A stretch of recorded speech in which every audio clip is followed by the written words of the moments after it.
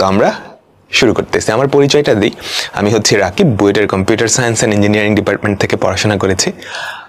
বিগত 3 বছরে তোমাদের বড় ভাইয়া আপুদের পড়াইছি, প্রায় 10 লক্ষাধিক শিক্ষার্থীদের পড়াইছি তাদের এইচএসসি আর অ্যাডমিশনের প্রিপারেশনের জন্য। এখন তোমাদেরকেও পড়াবো। তো ইনশাল্লাহ আমাদের জার্নিটা অনেক সুন্দর হবে। তো আমরা শুরু করতেছি। সেট গঠন পদ্ধতি। আচ্ছা, আমি বললাম তোমাকে 1 থেকে 5 পর্যন্ত স্বাভাবিক সংখ্যার যেই সেট সেটা তুমি লিখবা। তাহলে বলো তো, তুমি এভাবে লিখবা না 1 2 3 4 5, তাই না?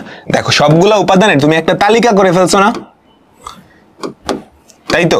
আবার তোমার একজন বন্ধু সে এভাবে তালিকা করবে না, সে একটু ভাষায় লিখবে এমন একটা সেট যার উপাদানগুলো 1 থেকে 5 পর্যন্ত স্বাভাবিক সংখ্যা। দুজনেরটাই কিন্তু ঠিক। একটা সেট প্রকাশের এরকম 2টা পদ্ধতি আছে। প্রথম পদ্ধতিকে বলা হয় সেট গঠন পদ্ধতি, আর দ্বিতীয় হচ্ছে তালিকা পদ্ধতি। তাহলে একটু নাম শুনে বলো তো, এটা কোন পদ্ধতি? এখানে সেটের সবগুলা উপাদান তালিকা আকারে দেওয়া আছে না? তার মানে এটা বলো তো, এটা কি? সেট গঠনের তালিকা পদ্ধতি। সেট গঠনের তালিকা পদ্ধতি, ঠিক আছে? এখন এই একই সেটটাকে আমরা একটু ভাষায় প্রকাশ করব। কিভাবে? খেয়াল করো। আমরা বলবো এই সেটের প্রত্যেকটা উপাদান হচ্ছে x, এই সেটের প্রত্যেকটা উপাদান হচ্ছে x, মানে এই সবগুলাকে আমি x দিয়ে প্রকাশ করলাম। এখন x এর উপরে কিছু শর্ত দিতে হবে। শর্তটা কি? x স্বাভাবিক সংখ্যা। x স্বাভাবিক সংখ্যা। শুধু স্বাভাবিক সংখ্যা হলেই কিন্তু হয় না, এগুলো স্বাভাবিক সংখ্যা এবং x এর ভ্যালু 1 আর 5 এর মাঝখানে, এবং আমাদের x এর ভ্যালু 1 থেকে বড় বা সমান, 5 থেকে ছোট বা সমান। দেখো তো, এটাও একটা সেট। যেই সেটের উপাদানগুলোকে আমি সাধারণভাবে x দিয়ে প্রকাশ করছি। খেয়াল করো, সাধারণভাবে x দিয়ে প্রকাশ করছি। x স্বাভাবিক সংখ্যা এবং 1 থেকে 5 এর মাঝখানে। এটা মানেও কি এটা না? তাই তো, একই সেটের 2টা প্রকাশ। এই প্রকাশটাকে বলা হয় সেট গঠন পদ্ধতি। এখানে আমি উপাদানগুলোকে তালিকা আকারে দেই নাই, কিন্তু উপাদানগুলোর কি ধর্ম আছে, কি বৈশিষ্ট্য আছে সেটা আমি বলে দিছি। বুঝাতে পারলাম? আমাকে সবাই বলো তো। আচ্ছা, ছোট্ট আরেকটা জিনিস দেখি।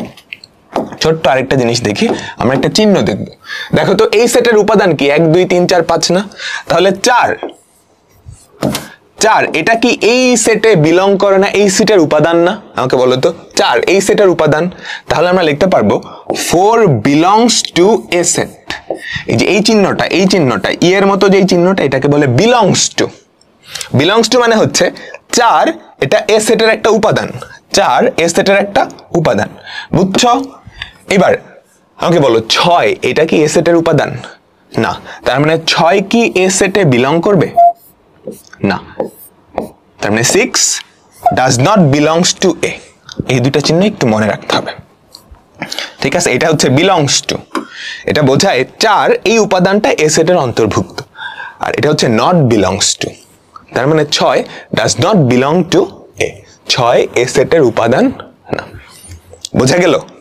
ঠিক আছে। তো সেট গঠনের 2টা পদ্ধতি আমরা বুঝছি। ওকে, আচ্ছা, তোমরা আমাদের যেই বাস্তব সংখ্যার সেট পড়ে আসছো না? বাস্তব সংখ্যার যেই সেট সেটাকে আমরা কি দিয়ে প্রকাশ করি? বাস্তব সংখ্যার সেট সেটাকে আমরা 8 দিয়ে প্রকাশ করি না?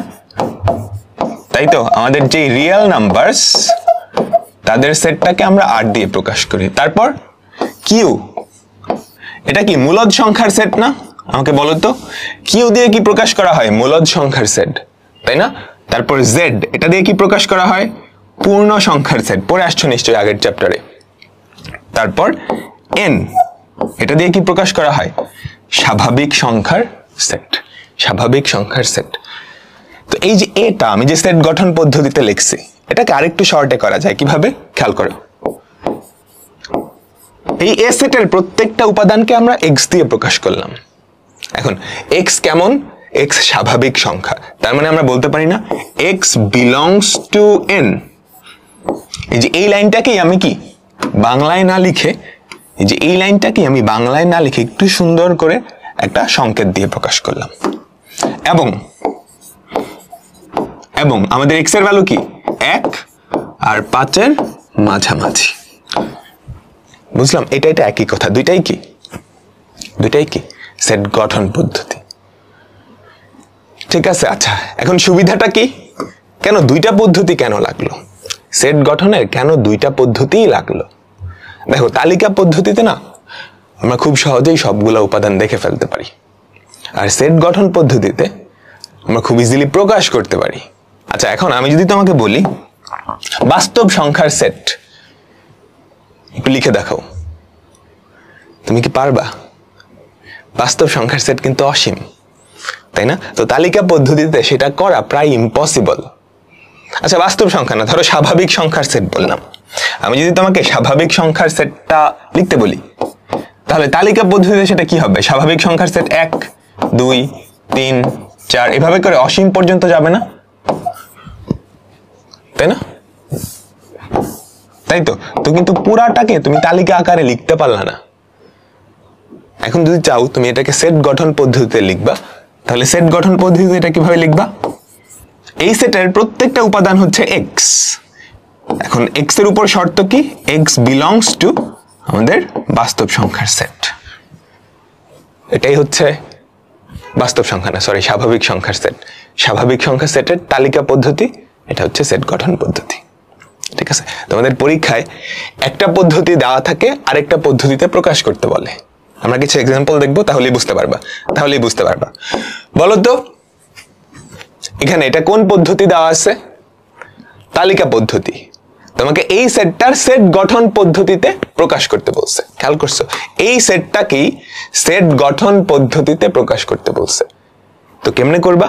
তুমি আগে তালিকা পদ্ধতিটা খেয়াল করো। 7 14 21 28 7-এর গুণিতক না সবাই?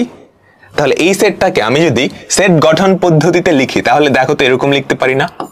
এই সেটের প্রত্যেকটা উপাদান হচ্ছে x দিয়ে আমি সবগুলা উপাদানকে নির্দেশ করলাম, প্রকাশ করলাম। এখন x এর উপর কিছু শর্ত আছে।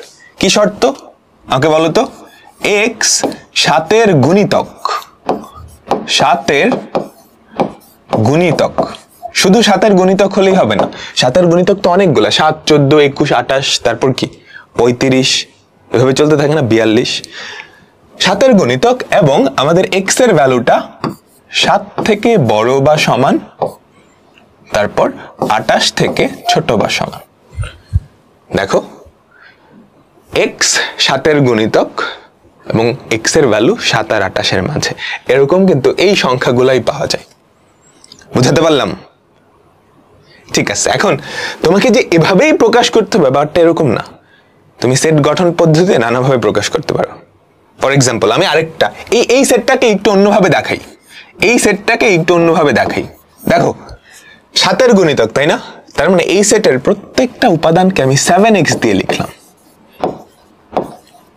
এই সেটের প্রত্যেকটা উপাদানকে 7x। এখন প্রত্যেকটা উপাদান যদি 7x এটার মতো দেখতে হয়, খেয়াল করো তো, 7 একে 7, 7 দুগুণে 14, 3 7 21, 4 7 28। তার মানে x এর উপরে শর্ত কি? x আমাদের বাস্তব সংখ্যা না, স্বাভাবিক সংখ্যার অন্তর্ভুক্ত না,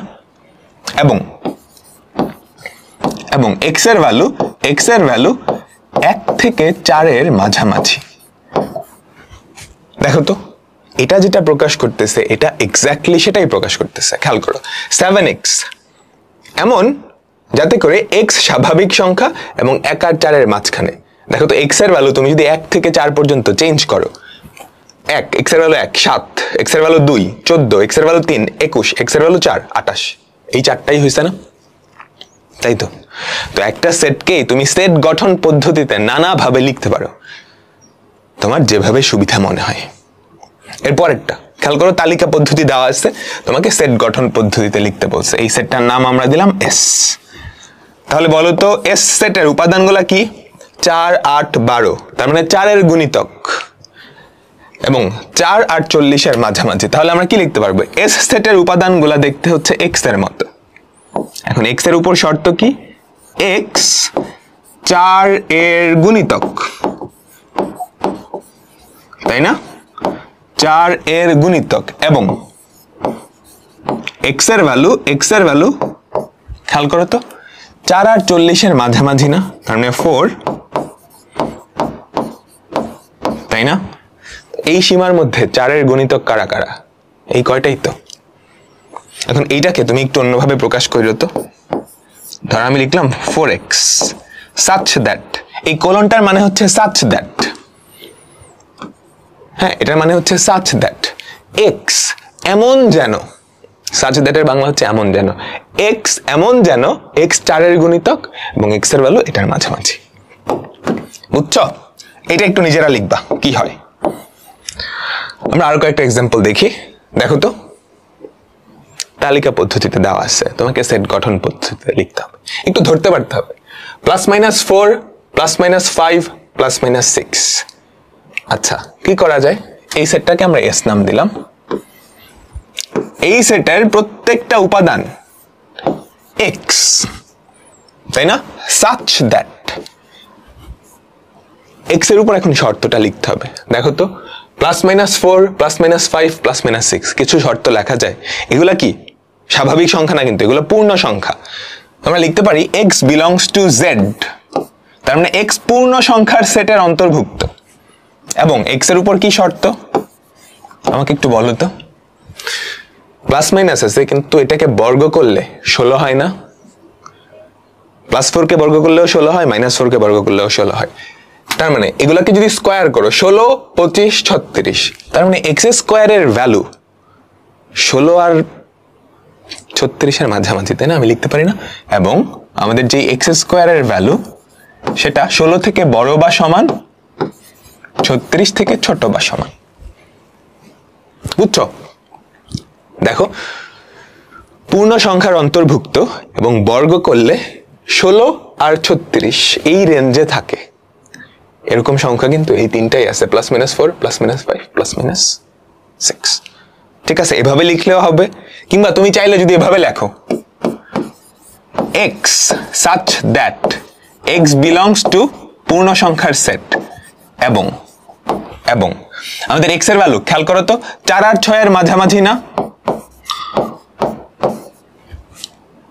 কিছু একটা মিস গেছে, মাইনাস গুলা কিন্তু মিস গেছে, তাহলে আমরা লিখবো বা আমাদের x এর ভ্যালু কি -6 থেকে বড় বা সমান, -4 থেকে ছোট বা সমান। ঠিক আছে, বুঝছো? বুঝছো?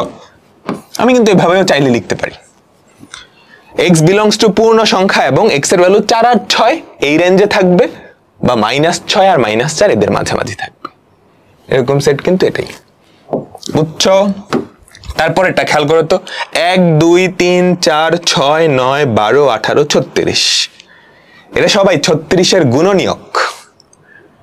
ঠিক আছে, এরা সবাই 36 এর গুণনীয়ক। তাহলে এই সেটটা কি হবে, এটা কিন্তু তোমার দেখেই বোঝা উচিত। ঠিক আছে, x such that আমাদের x হচ্ছে কি 36 এর গুণনীয়ক, x belongs to স্বাভাবিক সংখ্যা, এটা লিখলেও হয়, এবং x 36 এর গুণনীয়ক, 36 এর এই কয়টা গুণনীয়ক আছে। ক্লিয়ার? আমাকে সবাই বলো তো।